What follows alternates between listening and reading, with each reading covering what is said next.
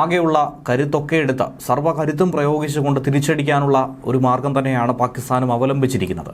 എന്നാൽ സാധാരണഗതിയിലുള്ള ആയുധങ്ങൾ മാത്രമല്ല, മറിച്ച് ആണവായുധമാണ് തങ്ങൾ പ്രയോഗിക്കാൻ പോകുന്നതെന്നുള്ള കടുത്ത ഭീഷണിയാണ് റഷ്യയിൽ നിന്നും പാക് അംബാസിഡർ ഉയർത്തിയിരിക്കുന്നത്.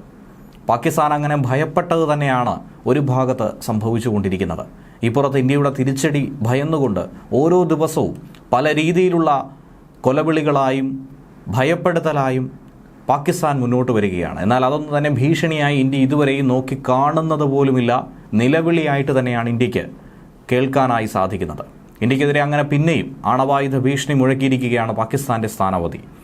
ഇന്ത്യയുടെ ഭാഗത്തു നിന്നും ഒരു പ്രകോപനമുണ്ടായിക്കഴിഞ്ഞാൽ പൂർണ്ണ ശക്തി ഉപയോഗിച്ചുകൊണ്ട് പാകിസ്ഥാൻ ഇത്തവണ തിരിച്ചടിക്കുമെന്നാണ് റഷ്യയിലെ പാകിസ്ഥാൻ നയതന്ത്രജ്ഞൻ മുഹമ്മദ് ഖാലിദ് ജമാലി പറഞ്ഞിരിക്കുന്നത്. പാകിസ്ഥാനിലെ ചില മേഖലകളിൽ ഇന്ത്യ സൈനികാക്രമണം നടത്താൻ പദ്ധതിയിടുന്നുവെന്ന രഹസ്യ വിവരം തങ്ങൾക്ക് കൃത്യമായി തന്നെ കിട്ടിയിരിക്കുന്നു. തങ്ങളുടെ ഇന്റൽ റിപ്പോർട്ട് വളരെ ശരിയാണെന്നുള്ള കാര്യവും പാകിസ്ഥാൻ സ്ഥാനപതി എടുത്തു പറയുന്നു. അതുകൊണ്ട് അത് സംഭവിക്കുമെന്ന് തങ്ങൾ വിശ്വസിക്കുന്നുവെന്നും ജമാലി പറയുന്നു. അങ്ങനെ എന്തെങ്കിലും ഒരു ആക്രമണം ഉണ്ടാവുകയോ ആർക്കെങ്കിലും എന്തെങ്കിലും സംഭവിക്കുകയോ ചെയ്തു കഴിഞ്ഞാൽ പരമ്പരാഗത ആയുധങ്ങളും ആണവായുധങ്ങളും ഇന്ത്യക്കെതിരെ ഉപയോഗിക്കാൻ തങ്ങൾ സജ്ജമാക്കി നിർത്തിയിരിക്കുന്നുവെന്നാണ് മുഹമ്മദ് ഖാലിദ് ജമാലി പറയുന്നത്. പാകിസ്ഥാനിലെ ഉന്നത ഉദ്യോഗസ്ഥൻ പുറപ്പെടുവിക്കുന്ന ഏറ്റവും വലിയൊരു ഭീഷണിയായി തന്നെയാണ് ഇതിനെ നോക്കിക്കാണുന്നത്. നേരത്തെ സൈനിക മേധാവിയും അതോടൊപ്പം തന്നെ പാകിസ്ഥാൻ പ്രതിരോധ മന്ത്രിയും നയതന്ത്രജ്ഞരുമൊക്കെ തന്നെ പല രീതിയിലുള്ള ഭീഷണികൾ ഉയർത്തിയിരുന്നു. ഇതിനിടയിലാണ് റഷ്യൻ മാധ്യമമായ ആർട്ടിക്ക് നൽകിയ അഭിമുഖത്തിലൂടെ മുഹമ്മദ് ഖാലിദ് ജമാലി ഇക്കാര്യം തുറന്നടിച്ചിരിക്കുന്നത്. ഇന്ത്യൻ മാധ്യമങ്ങളെയും നിശിതമായി വിമർശിച്ചുകൊണ്ട് തന്നെയാണ് ജമാൽ രംഗത്ത് വന്നിരിക്കുന്നത്. ഇന്ത്യൻ മാധ്യമങ്ങളിൽ വരുന്ന വാർത്തകൾ ഇതൊക്കെ തന്നെ പാകിസ്ഥാനെ അസ്വസ്ഥമാക്കുന്നുണ്ട്. ഇന്ത്യയുടെ നീക്കങ്ങളും പാകിസ്ഥാനെതിരായിട്ടുള്ള വിമർശനങ്ങളും താങ്ങാൻ കഴിയാത്ത അവസ്ഥയിലേക്കാണ് അവർ പൊയ്ക്കൊണ്ടിരിക്കുന്നത്. ഇന്ത്യയിലെ മാധ്യമങ്ങളും നിരുത്തരവാദിത്തപരമായ പ്രസ്താവനകൾ പാകിസ്ഥാനെതിരെ ഉയർത്തുന്നുവെന്നും അതിലൂടെ പാകിസ്ഥാനെ പ്രകോപിപ്പിക്കുന്നുവെന്നുകൂടിയാണ് മുഹമ്മദ് ഖാലിദ് പറയുന്നത്. സിന്ധു നദീജല കരാർ മരവിപ്പിച്ചത് യുദ്ധപ്രവൃത്തി എന്നാണ് ജമാലി പറഞ്ഞിരിക്കുന്നത്. സിന്ധു നദീജല കരാർ പ്രകാരമുള്ള വെള്ളം തടസ്സപ്പെടുത്താനോ വഴിതിരിച്ചുവിടാനോ ശ്രമിച്ചു കഴിഞ്ഞാൽ അത് പാകിസ്ഥാനെതിരായ യുദ്ധമായി കണക്ക് കൂട്ടുമെന്നും സമ്പൂർണ്ണ കരുത്തുപയോഗിച്ച് അതിനെ തിരിച്ചടിക്കുമെന്നുമാണ് പാകിസ്ഥാൻ സ്ഥാനപതിയുടെ ഭീഷണി. സിന്ധു നദിയിൽ ഇന്ത്യ അണക്കെട്ട് കെട്ടി വെള്ളം തടസ്സപ്പെടുത്തിയാൽ പാകിസ്ഥാൻ അതിനെ തകർക്കുമെന്നും പാകിസ്ഥാൻ പ്രതിരോധ മന്ത്രി ഖൗജ ആസിഫ് നേരത്തെ മുന്നറിയിപ്പ് നൽകിയിരുന്നു.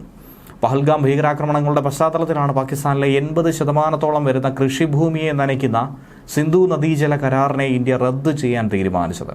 പാകിസ്ഥാൻ വറ്റി വരണ്ട് നാമാവശേഷമാകുമെന്ന കാര്യത്തിൽ സംശയമില്ല.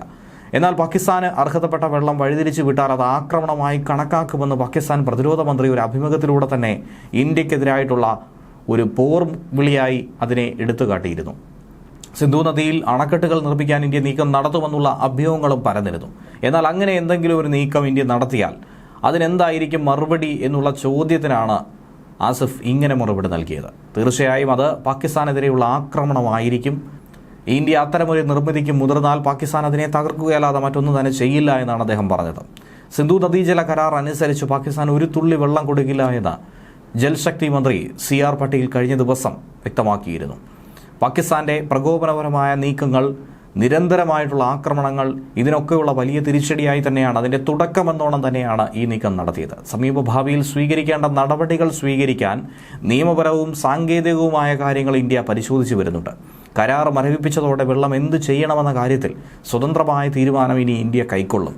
അതേക്കുറിച്ചുള്ള അഭ്യൂഹങ്ങൾ ഉയർന്ന് കേൾക്കുന്നുണ്ട്. കാരണം മതിയായ സംഭരണ ശേഷി നിലവിൽ ഇന്ത്യക്കില്ലെന്നും ഇത്രയധികം ജലം ഇന്ത്യക്ക് തടഞ്ഞു നിർത്താൻ കഴിയില്ല എന്നും പറയുന്നുണ്ട്.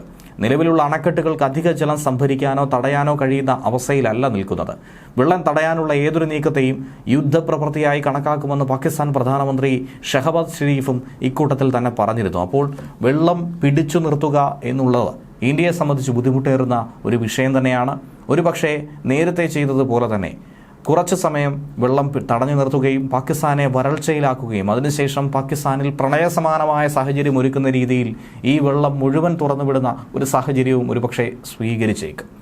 അതിനിടയിൽ തന്നെ ശ്രദ്ധേയമായൊരു വിഷയം, പാകിസ്ഥാനിൽ നിന്നും നിരന്തരമായി പ്രകോപനങ്ങൾ ഉണ്ടാകുന്ന സാഹചര്യത്തിൽ ആണവായുധ ഭീഷണി അടക്കം ഉയരുന്ന ഘട്ടത്തിൽ പ്രധാനമന്ത്രി നരേന്ദ്രമോദിയും വ്യോമസേനാ മേധാവി എയർ ചീഫ് മാർഷൽ AP സിംഗും ഞായറാഴ്ച ഡൽഹിയിൽ വെച്ചൊരു കൂടിക്കാഴ്ച നടത്തിയിരുന്നു. കര, നാവിക, വ്യോമസേനകൾക്ക് ഏത് രീതിയിലും തിരിച്ചടിക്കാനുള്ള അനുവാദം പ്രധാനമന്ത്രി നൽകിയതിന് ശേഷമാണ് ഏറ്റവും പ്രധാനപ്പെട്ടതായി കണക്കാക്കുന്ന വ്യോമസേനാ മേധാവി വ്യോമസേനയുടെ ആക്ഷൻ എങ്ങനെയായിരിക്കുമെന്നുള്ള കാര്യത്തിലുള്ള കൃത്യമായ ചർച്ചകൾ നടത്തിയിരിക്കുന്നത്. പ്രധാനമന്ത്രി നരേന്ദ്രമോദി കരസേന, നാവികസേനാ മേധാവികളുമായും കൂടിക്കാഴ്ച നേരത്തെ നടത്തിയിരുന്നു. പ്രതിരോധ മേഖലയിലെ തന്നെ നിരവധി ഉദ്യോഗസ്ഥരുമായും ഉന്നതരുമായി പ്രധാനമന്ത്രി ചർച്ചകൾ നടത്തിയതിൽ പാകിസ്ഥാന് തിരിച്ചടി നൽകാനുള്ള നടപടി സ്വീകരിക്കുന്നതിന് സൈന്യത്തിന് പൂർണ്ണ സ്വാതന്ത്ര്യം നൽകുകയാണ്, അനുവദിച്ചു കൊടുക്കുകയാണ് ചെയ്തിട്ടുണ്ടായിരുന്നത്. ഇനി പാകിസ്ഥാന്റെ ഗതി അധോഗതിയാണെന്നുള്ള കാര്യത്തിൽ ഒരു സംശയവുമില്ല.